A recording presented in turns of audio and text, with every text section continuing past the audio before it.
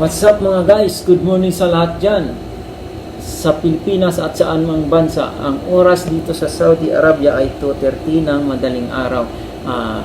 Ganito ang oras ang aking uwian galing trabaho. At hindi pa ako nakapag-dinner. At ngayon, magluluto pa ako ng aking dinner. Ganitong oras ang aking dinner at magluluto pa lang. Isipin nyo mga guys, ang buhay ng OFW. Alas 2:30 ng madaling araw ay magluluto pa lang ng dinner para makakain. At ngayon, kakarating lang galing ng trabaho at pagod na rin. Pero pagod na rin, kakayanin lang para sa kinabukasan ng ating pamilya. Laban OFW. Ito ang totoong buhay talaga to ng OFW. Makaranas kayo kapag nandito na kayo sa ibang bansa. Kailangan tiis lang talaga dito sa Saudi Arabia. At kailangan nating mag-pray sa ating Panginoon para mabigyan tayo ng lakas ng loob at healthy na pangangatawan para sa ating trabaho. At dahil ang ating katawan ay kapital natin sa ating mga trabaho, kailangan nating mag-pray para sa ating Panginoon na suportahan tayo. At ang trabaho natin ay isipin natin na laro lamang para hindi tayo mapagod sa araw-araw na trabaho para sa ating pamilya at sa kinabukasan ng ating mga anak at ating pamilya sa Pilipinas at sa amang bansa. Ito, gusto kong i-share sa inyo. Ang ganito ang aming mga buhay OFW. Minsan sa 24 hours makakain na kami ng 2 beses, okay na. At dahil sa panahon ngayon ay napakahirap na dito dahil sa panahon ng COVID-19 at kailangan na rin natin magtipid para sa ating mga pamilya.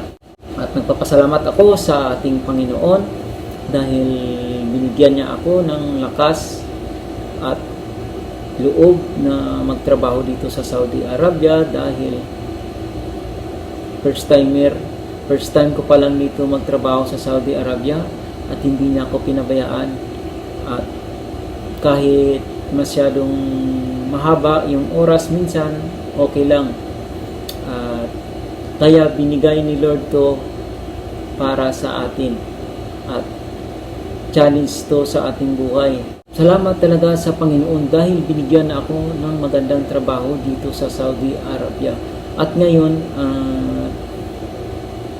paunti-unti na rin okay ang aming operasyon sa aming trabaho. At ang mga regular namin na mga customer ay bumabalik na rin. At minsan,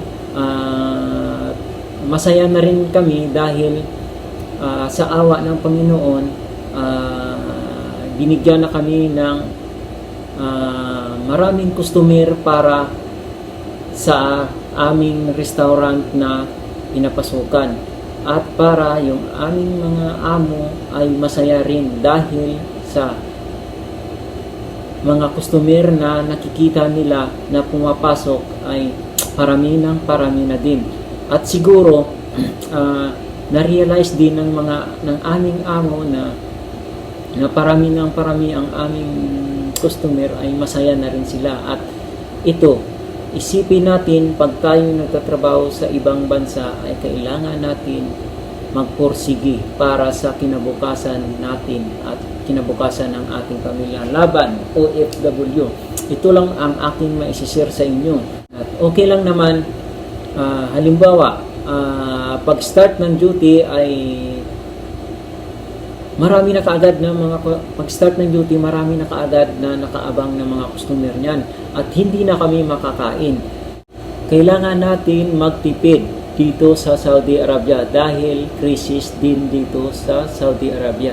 At kung isipin natin, ang pera dito sa Saudi Arabia ay maliit lang. Pag nandoon ka sa Pilipinas, ang conversion ay malaki na rin. Isipin natin, 1 real ay nasa 13 pesos Philippine money. Isipin mo, napakaliit lang dito sa Saudi Arabia. 1 real is 13 pesos in Philippine money. Ayan, kaya nating bumili ng 20 real dito sa isang araw. Ayan ang kailangan nating isipin. Ang 20 real na yan, equivalent na sa 250 pesos in Philippine money. Ayan. Hindi naman gaano kalaki dito sa Saudi Arabia, pero pag kinonvert natin sa Philippine money ay napakalaki. Ayun, isipin mo, bumili ako ng bigas na karaang araw, 72 real. Sa 10 kilos, sa Philippine money ay nasa napakalaki. Kailangan nating magtiis para sa ating kinabukasan. Isipin natin, pag tayo sa trabaho ay kailangan natin ng pag-uunawa sa kapwa natin tayo na sa trabaho. Minsan, hindi natin maiwasan ang pag-aaway at makipag-usap sa mga taong pagod. Ang trabaho dito sa Saudi Arabia, hindi naman gaano kahirap at napakadali lang, matutuusin lang. Ang trabaho dito sa Saudi Arabia ay paswertihan lang. Swerte lang talaga kung ano yung mapuputo, kung ano ang mapatutunguhan mo ditong trabaho sa Saudi Arabia, napakadali o mahirap. Yun ang paswertihan na tinatawag dito sa Saudi Arabia. Ako, first timer dito sa Saudi Arabia. At sa awa ng Panginoon, binigyan niya ako ng magandang trabaho dito sa Saudi Arabia. At kahit hindi kalakihang sahod, ang importante, ang safe ka sa isang company at sa isang amo mo na mabait. Yun ang ating isipin. Hindi na mahalaga ang malaking sahod. Ang importante, safe tayo sa pinagtatrabahuhan natin. Sa ating amo. Yan ang napaka-importante dito sa Saudi Arabia. Tulad nito, ang mga kapwa nating mga OFW dito sa Saudi Arabia ay lahat ng may trabaho ngayon sa panahon ng COVID-19 ay kahit buo yung trabaho mo sa isang buwan, pero yung sahod nila ay hindi buo. Yun ang isipin natin. Sa iba, ang nagtatrabaho sila ng isang buwan, yung sahod nila ay 3/4 lang dahil may kaltas. Napapasalamat talaga ako sa Panginoon dahil hindi niya ako pinabayaan. Buo pa rin ang aming sahod dahil sa panahon ngayon. Pag first timer, hindi ka makasahod ng 2,200 dito sa Saudi Arabia. Bihira ka lang makasahod ng 2,200 dito sa Saudi Arabia. Plus allowance na 300. Yun ang ating isipin. Sa panahon ngayon, dahil sa COVID-19 at magtrabaho ko ng isang buwan, hindi pa buo ang sahod na ibibigay sa iba. Dahil sa panahon ng COVID-19, yun, ang rules ngayon, kailangan wala tayong magawa dahil yan